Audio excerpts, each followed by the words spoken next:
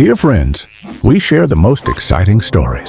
Subscribe to our channel and stay tuned for amazing adventures. The rain had been falling since morning. Gray clouds hovered over the small city park, and people rushed past, umbrellas open, trying not to get soaked.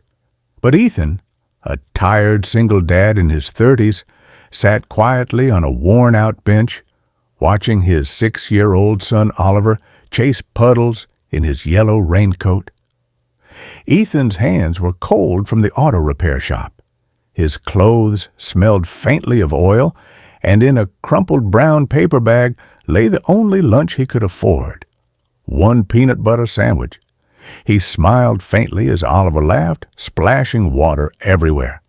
For that sound alone, Ethan could survive any day. The stranger in the rain. Just as Ethan was about to unwrap his sandwich, he noticed movement near the trash bin. A girl, maybe in her early 20s, soaked to the bone, clutching her stomach.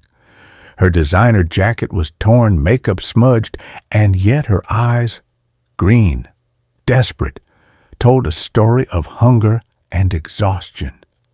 She whispered almost to herself, "I'm hungry." Ethan froze. He looked at his sandwich, then at her again.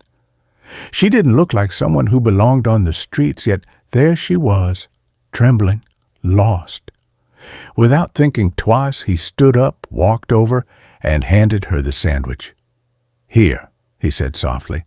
"It's not much, but it's fresh." She looked up in disbelief. "You're giving me your lunch?" "I can get another later." Ethan smiled. "You look like you need it more."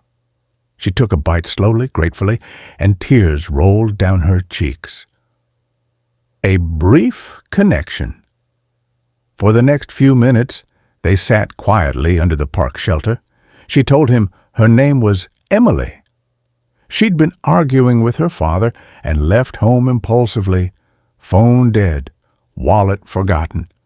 Ethan didn't pry. He just listened, nodding occasionally, his calm presence soothing her. Oliver ran up and shared his juice box with her. "You can have this, too," he said with a gap-toothed grin. Emily smiled, genuinely touched. "You two are kind," she whispered. Ethan shrugged. "When you've been down enough times, you learn how important it is when someone offers a hand." The twist hours later, a sleek black car stopped near the park. 2 security men jumped out, calling her name. "Miss Emily, we've been searching everywhere." Ethan blinked, confused. Emily stood, wiping her tears. "They work for my father," she said softly. "I didn't tell you." "My dad's Charles Harlow." Ethan's heart skipped. Charles Harlow, the billionaire owner of Harlow Industries. His company owned the factory Ethan had once worked for before layoffs hit. She looked embarrassed. "I didn't mean to hide it. I just wanted to feel normal for a moment." He nodded slowly. "It doesn't change anything. You were hungry and I had food. That's all." The kindness returned. A few days later, Ethan was back at the repair shop working late when a luxury car pulled up outside. It was Emily. She smiled shyly and handed him an envelope. "You reminded me that kindness doesn't depend on wealth," she said. "My father wanted to thank you, too.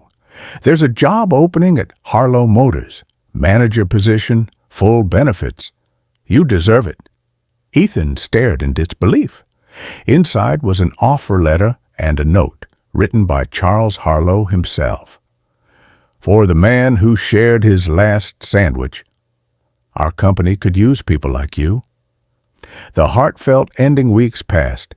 Ethan and Oliver moved into a better apartment.